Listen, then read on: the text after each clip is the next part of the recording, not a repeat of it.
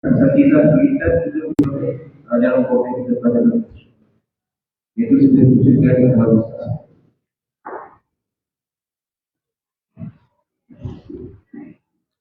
Assalamualaikum warahmatullahi wabarakatuh.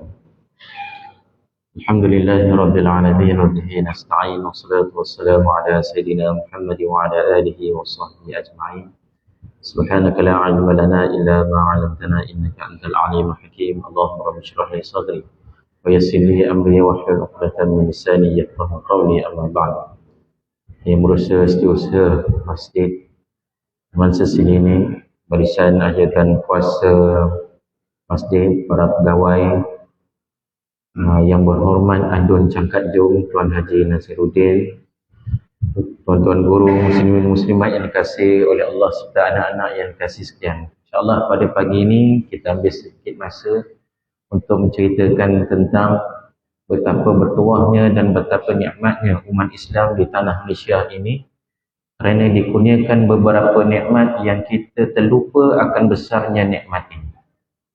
Tuan-tuan yang dikasihi oleh Allah Subhanahu wa ta'ala, kita penduduk Malaysia ni dikurniakan dengan satu nikmat yang kita kadang-kadang terlupa untuk mensyukurinya, iaitu mudahnya untuk menunaikan solat. Kita di Malaysia ni tuan-tuan, kita ada banyak masjid dan banyak surau. Kita ada masjid sesili ini, dan tidak jauh daripada kita ada surau pula sesini, ada surau hospital, adanya masjid Taqwa. Dalam kampung Padang Tembak dalam tu ada beberapa surau pula lagi. Mudah untuk kita menunaikan solat.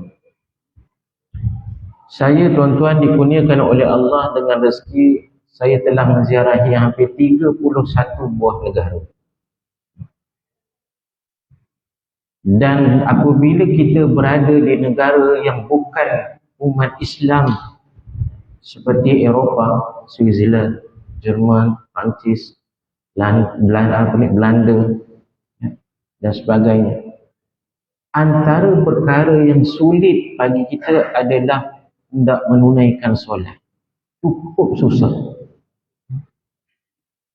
Kalau kita sampai di satu airport namanya Zurich, tuan-tuan, airport Zurich ni adalah surau.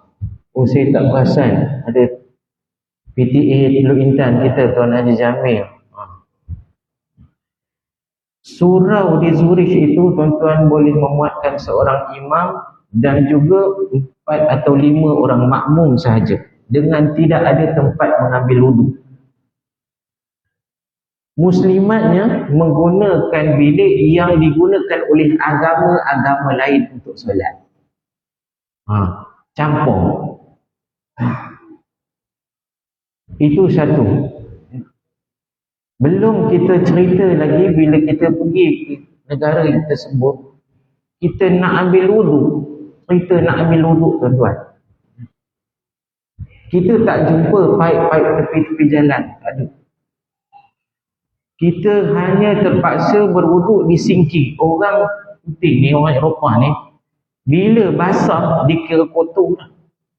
Orang Melayu kita pula, kita dah ajar tentang apabila musafir, ya, kita ada rukhsah. Ambillah wuduk yang ringkas, yang cukup rukunnya. Contohnya, basuh muka sekali. Tidak, dia basuh muka sekali, kita ulang banyak-banyak kali. Basuh tangan begitu juga. Sampailah basuh kaki, ambillah air dalam botol, carilah tempat lain untuk kita basuh kaki. Tapi orang Malaysia kita ni bila jumpa nak berwuduk, habis macam lepas mandi tanah tu. Tukang lap tu giling kepala, baru lap datang seorang lagi. Singki tu tuan-tuan, orang basuh muka, orang basuh buah di situ di Eropah. Orang Melayu kita basuh kaki. Nasib baik dua-dua kaki dia tak basuh sekali. Dia boleh angkat satu kaki je. Jadi tuan-tuan, saya rasa alangkah mudahnya lah nak semayang di Malaysia ni. Tak cukup paip kolah pun ada. Cuma jangan terjun aja. Yang keduanya, tuan-tuan kasih oleh Allah, bila kita nak semayang, kita terpaksa cari tempat. Surau tak ada ni. Ya. Stesen minyak dia ada kedai kopi, ada kedai, ada tandas. Tandas dia sekali masuk RM5.50. RM5.50. Pakai kad kredit lagi. Ya. Jadi kita terpaksa cari mana kiblat. Mujurlah sekarang ni Allah Ta'ala kurniakan kita satu nikmat namanya internet. Kita gunalah cari. Ya. Ada setengah tu dia tak pandai cari, kiblatnya menghadap ke India pun ada. Ya. Dan bila kita nak solat, tuan-tuan, mana solat kita laksanakan? Kita lakukan di parking bas, di parking lori, di atas tanah, ya, tempat terbuka. Dan kadang-kadang angin sangat-sangat kuat, tuan-tuan. Bila angin kuat, ya, sejadah yang biasa kita bawa hanya sejadah kecil untuk sujud saja. Ya. Bila kita semayang, dia ada. Bila kita nak sujud, dia sudah hilang. Ya. Dia dah jadi kapet Zam-Zam ala Kazam. Dia terbang ke sana kemari. Cukup susah. Ada yang tahan dengan botol. Botol air penuh dengan botol-botol sudah hilang. Itu. Allah Ta'ala kurniakan Malaysia ni, ya Allah, saya rasa mudahnya lah nak sembahyang. Ya.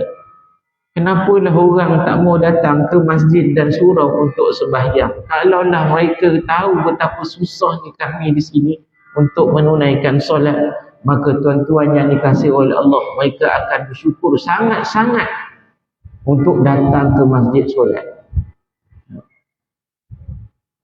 Kemudian tuan-tuan, kita diuji. Malaysia ni ada satu nikmat lagi yang kita lupa, iaitu nikmat panas dan lembap sepanjang tahun.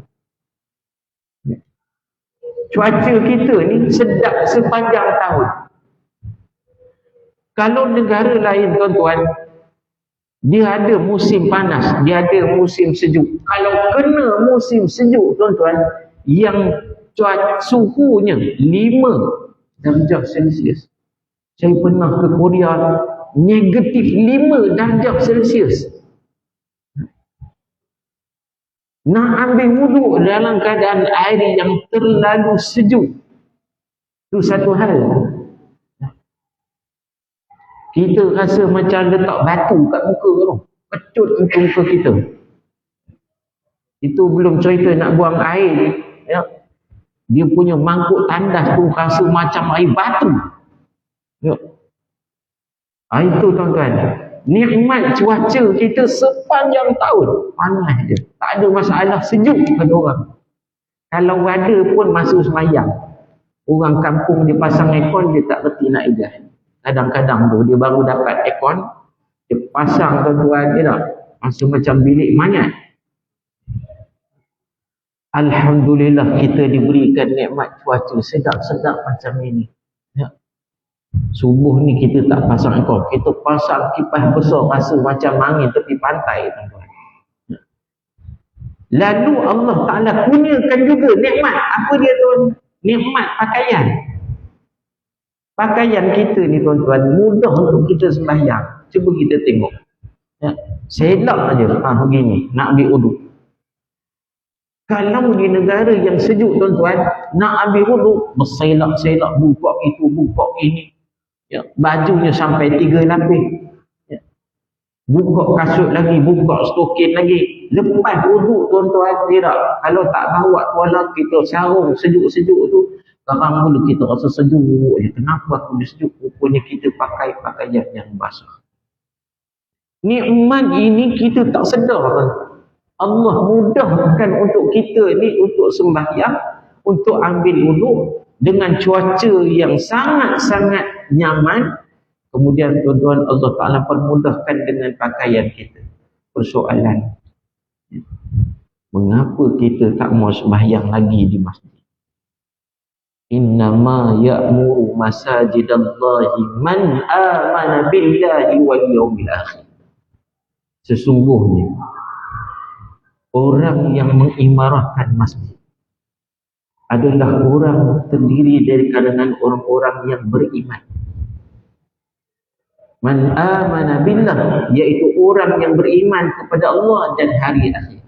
Kenapa Allah Ta'ala sebut hari akhirat?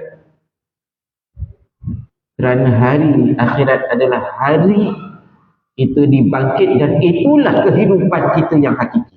Ingat tuan-tuan, bila kita dibangkitkan di akhirat dalam keadaan yang sangat panas, kita tidak ada tempat berlindung. Mana kita nak berlindung, tuan-tuan? Maka di mahsyar itu nanti hanya ada satu tempat perlindungan saja, iaitu di bawah bayang-bayang arasy Allah. Satu-satunya tempat untuk berlindung. Dan siapakah orang yang layak untuk berada di situ? Iaitu manusia atau orang beriman yang hatinya terikat dengan masjid. Hatinya ni ikat dengan masjid. Masjid ni jadi rumah nombor 2 dia. Jadi tuan-tuan, kita ini perlu didik daripada kecil. Anak-anak. Ya.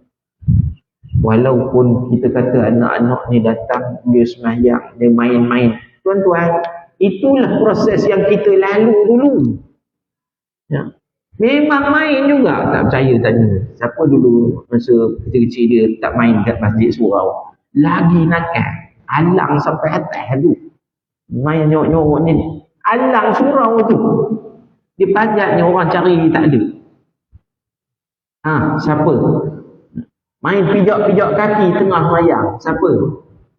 Kita ni dulu sama je. Ya. Saya ingat saya dengan kawan saya dulu tuan-tuan, tahiyat ni. Jari saya ni tak tempat dia, jari dia atas paha saya. Punya main sembahyang masa tu kan. Ya. Jadi biar budak-budak ni berkelomak begitulah. Ya. Cuma kalau kita pandai urus dia jadi. Ya. Biar. Ya, kerana mereka ini akan mewarisi kita. Maka oleh itu tuan-tuan yang dikasihi oleh Allah sempurna program yang dianjurkan, dan saya kira program ini adalah program yang sangat-sangat baik. Semalam di Masjid Al-Maidah Sa'adah, Masjid Sa'adah penuh, dan hari ini alhamdulillah kita dapat lakukan di Sicily ni, Masjid Sicily ni. Yang akan datang tak tahu masjid mana pula, harap-harap masjid-masjid lain dan juga surau dapat menyambut kempen-kempen ini untuk kita sama-sama bawa keluarga kita untuk menghadirkan diri, dan mudah-mudahan matlamatnya adalah untuk kita mendapat lindungan daripada Allah di yaumil mahsyar nanti.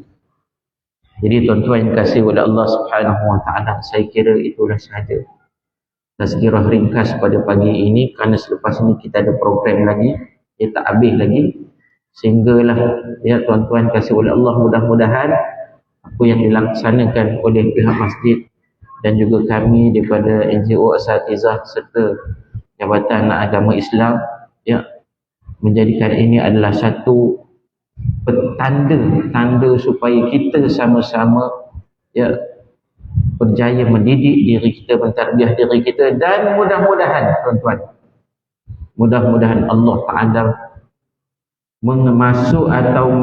memasukkan kita, mengurniakan syurga ya, dengan program ini. Hanya dengan program ini mendapat syafaat untuk masuk ke syurga beramai-ramai semua sekali tanpa gangguan, insyaAllah.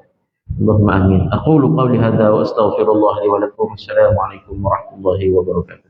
A'udzu billahi minasyaitonir rajim. Bismillahirrahmanirrahim. Alhamdulillahi rabbil alamin. Wassalatu wassalamu ala sayyidina Muhammad wa ala alihi wa sahbihi ajma'in. Allahumma ja'al jam'ana hadha jam'an marhuma wa tafarraqna min ba'dihi tafarruqan ma'suma. اللهم اجعلنا من الذين يستمعون القول فيتبعون احسنه. اللهم بارك لنا في رجب وشعبان وبلغنا رمضان. صلى الله على سيدنا محمد وعلى اله وصحبه اجمعين والحمد لله رب العالمين. السلام عليكم ورحمه الله وبركاته.